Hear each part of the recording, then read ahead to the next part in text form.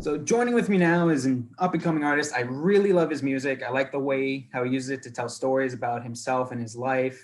Brandon, better known as Becoming Young. How are you doing today? Hey, good man. Thanks for having me. Great to be with you. I really enjoyed the last article that you wrote about feeling single. So it was just such a joy when I saw your email come through that you still been following along and wanted to talk about this new record. So stoked to chat about it with you. It's great. And overall, it's been 9 months since last article.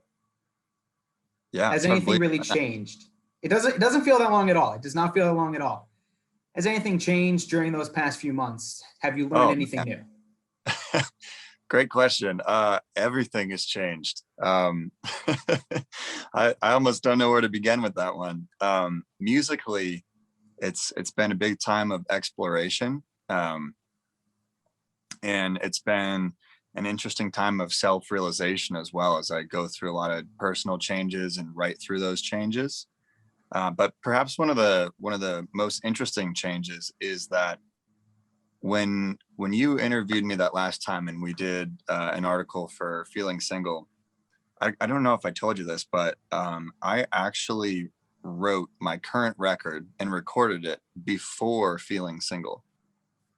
It was done far in advance of that record, and Feeling Single really only came about because of the pandemic and everything shut down and my touring plans were canceled. And I was like, I want to put something out, keep people entertained, but I didn't want it to be this kind of intense, heavy personal record that I was dealing with because it just didn't feel like the right vibe at the time.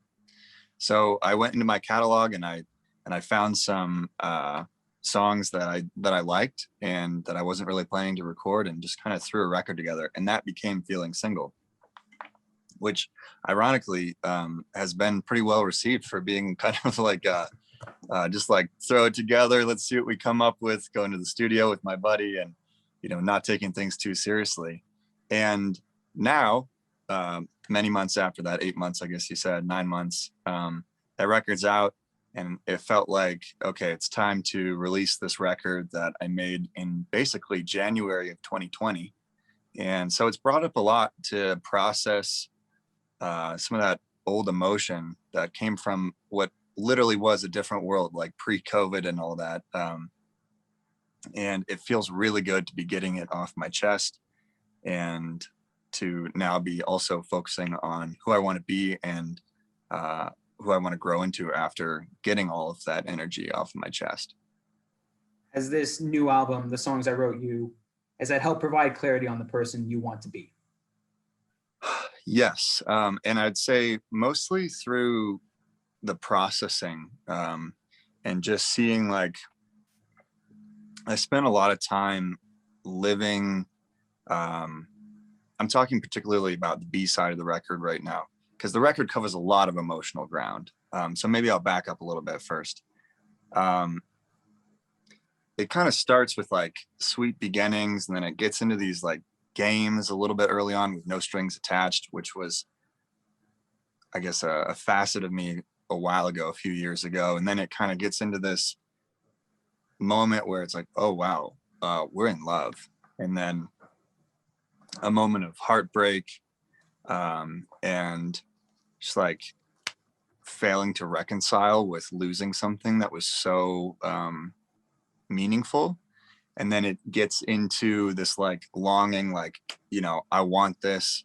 I'm gonna get her back sort of a vibe. And that's how the record ends. And so now that you have that kind of the overall plot synopsis of the record, I realized that I've spent a lot of time in this state of hurt and depression,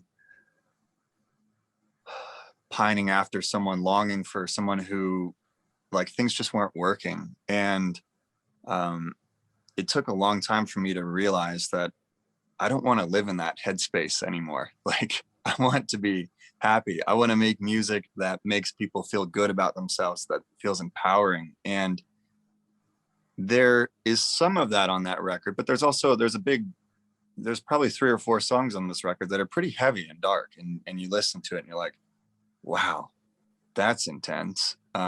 that's, maybe not how I want to like start my day.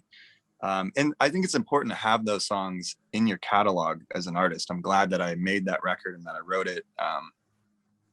And I think that a lot of people who have been through something that was really intense and possibly traumatic will resonate with that hurt and the rawness and the realness that's in those songs. But just for me personally, thinking about like where I want to go and who I want to be, it was when I got some space from this record, and then I got to come back and just listen to it as a listener, as opposed to knowing, every lyric and every moment of every song. I was like, wow, okay, well, I'm glad I got this out, but now I know that I want to be on a bit of a higher vibe than where a lot of this record is. And so that's kind of where I'm at today, 2021 May. So you talked about how some people may be able to resonate with some of the themes in that. What advice would you have for people and listeners who are going through a similar situation to what you're going through throughout that record? I would say to write, to journal, make something. And it doesn't even matter if it's any good. It's just like the process of taking that emotion that's swirling around in your head and getting it out of you so that it's on paper or in a photograph or in a film or, even TikTok. I don't know, like just something that's that captures that. It really is a pretty cathartic process. And it has helped me shift my headspace, and it's helped me really come to know that things can get better. Because there were some really dark nights for sure when I was writing that record, when I was going through all that stuff. Like, for example, with the song Losing Her, that was a pretty dark song. And it was that song, I wrote it when I was going through a really intense depression, and I didn't know what to do about it because I had never really felt that way before, had the thoughts I was having. And so writing that was the first time that I took that out, put it on paper, and then I was able to share it with people that I trust and that I love, and then start to have conversations and move out of that headspace, move to a healthier headspace, and get the help that I needed at the time. And through this record, it takes you back to that very negative headspace. Do you like having something like that where you can look back on and see how much you've grown? Having this type of journal, which is very reflective of how you were, and now you can look at that and say, okay, that's where I was then, and I'm here now. Yeah, I do actually. It's kind of funny because sometimes I struggle with the fact that there's always a lag between when I make a song and when I put it out. Sometimes the lag is longer than others. And sometimes I feel frustrated because I'll be in the middle of releasing a song and I'm like, oh man, this is just not where I'm at personally. But at the same time, you just raised a great point. And it is very cool to look back and go, wow, okay, I went through that. That's where I was. It's like, here's this audio photograph of my life and the person I was. And it's cool to have that journal and be able to look at something that shows you that, oh yeah, well, I am growing as a person and I'm evolving. Yeah, I feel it's very rewarding to be able to look back at who you are and look back at how you've grown and how some people may say how you've improved and how you dealt with struggles to become the person you are now. And knowing what you know now, would you have done anything differently in those situations? I'm not talking about writing the songs, but in that situation, using hindsight, would you have done something differently? I think that honesty and communication in relationships is really powerful thing. It's often overlooked and it even sounds kind of trite to say, but speaking honestly with people about what you want out of a situation, what your expectations are, and just being really clear about your intentions is a powerful thing. And I think especially like in my early 20s, I was really bad at that. I just would there were a lot of moments I can remember where I had all these thoughts swirling around in my head. And instead of just like speaking what was on my mind and being real and maybe initiating uncomfortable conversations, I would just stay silent, which happened actually in the fourth song on the record, Silent Words. It's like a moment where I was like, wow, I'm in love with this person. And then I just didn't say anything about it. And it's not something that I would do now. So I guess, if I could go back, I would probably just speak with intention and honesty and not try and put on all these layers to my personality and just be who I am, I guess. Yeah. And then you also said how sometimes you need to have these uncomfortable conversations. And one thing that I really believe in is that if you want to grow in whatever aspect, mentally, in a relationship, even physically, there's going to be a lot of discomfort because there's probably going to be change because you're growing and you're evolving. And I like how you said, looking back, I would have done that. I would have maybe initiated some uncomfortable conversations just because I needed to be honest and I wanted to be honest, but I didn't know how to say what I was thinking. Yeah. Yeah. At the time, I was definitely more adept at putting my feelings into songs than just having real conversations, which, it's better than nothing. But I think in terms of like just on a personal level, making your relationship work, it's definitely important to be able to actually have conversations. And it kind of, this conversation that we're having now reminds me of some of my favorite lyrics from one of Dermot Kennedy's songs, who's a big inspiration for me, especially on this record. I can't remember which song it is, but he says, I wrote some words and looked at my feet. And it's kind of like, I resonated with that, particularly as a songwriter, because it's like, in the past, I took in this emotion, I put it into songs, but I wasn't able to like be real in the moment and say, okay, let's talk about this. Yeah. And so another question I have, during your relationship with Chloe, at what point did it click that you wanted to write multiple songs about it?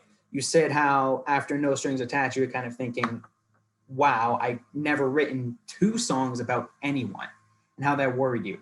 So at what point was it where you're thinking, let's just go all in here, let's just write all of these songs about her and have them be letters to her? To be honest, it wasn't, none of it was a plan. I didn't, I sort of just kept writing, and it kind of goes back to the last conversational thread we were having, where I was much better at putting my feelings into songs than having conversations. So it just became this thing where I was, something would happen and then I would write about it. And that's about as deep as that would go in our relationship. And then, a bunch of time went by, and then I looked back on all the songs I had written, and I was like, oh, wow, this is an album. I didn't even plan for it to happen that way, but it tells a story. And I started to realize that when I would go do shows and put the songs together and tell stories in between, and it just sort of became this narrative. And the title was like, oh yeah, these are the songs that I wrote her. So that's how it came together. And I really like the album and what I've listened to so far, where it tells a story, it's connected, because artists I really like listening to, like you, I like their songs because there's a bigger meaning in it. And if you chain them together and listen to them in a specific order, you can kind of tell, okay, this is the story about a specific person in this person's life. And that's what I personally really like as a listener. I'm sure you really like it as a creator and an artist, even though it may not necessarily have been planned that way, it just kind of happened. Is this type of storytelling, narrative, almost singing a movie, is that how you want to continue the rest of your songs? Yes, although I don't know if I will focus on such like a specific story. Maybe just like a bigger picture thing, greater picture thing. Yeah, but absolutely. I mean, I think about what I'm what I'm writing at the moment, because I'm currently writing for the summer, and I've actually got a follow-up EP that I literally was cutting vocals right before this interview. And I turned my chair around. I'm in the studio right now, turn the light on, and here we are talking. And I'm thinking about what's coming up for me after this record.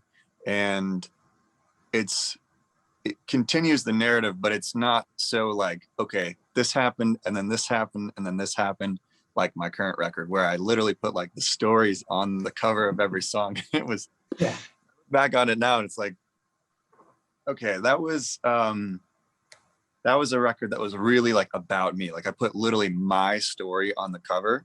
Mhm. And as I look back on it and as I've grown as an artist, I've realized that I'm sure some people might have like an oddly identical story to mine, but most of the time people listen to music to see to hear their story in the music, and because they want to feel their story in the music. And so as I've evolved and as I continue to write, I'm thinking more about how I can write and follow a narrative thread that tells the story of my life, but also do it in a way that is a little more inclusive of the way that someone else's story may have differed from mine, but we can still resonate on the same principles and wanting the same things and going through the same shifts.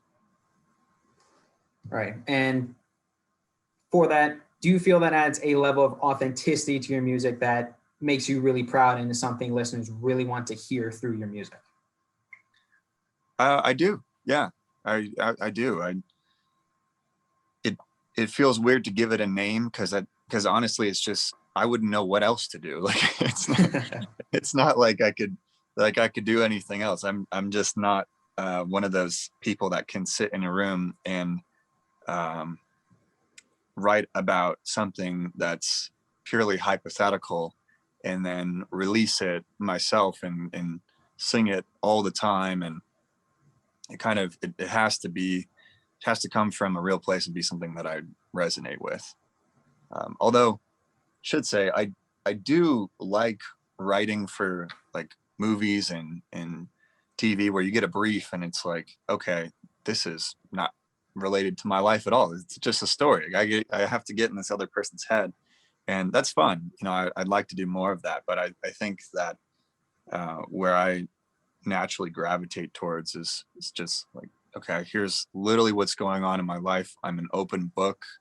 It's kind of intense to like wear my heart on my sleeve, and it can be a little exhausting.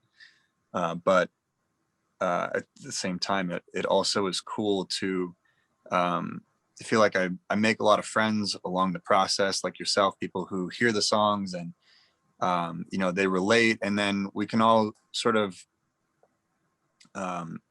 share our progress as we grow, because it's like these are authentic stories. And when people relate to the songs, it's usually because they see their story in the song, and then we go through similar shifts, and it's just fun to exchange DMs with people and to have calls with you, and to see that we're all evolving together.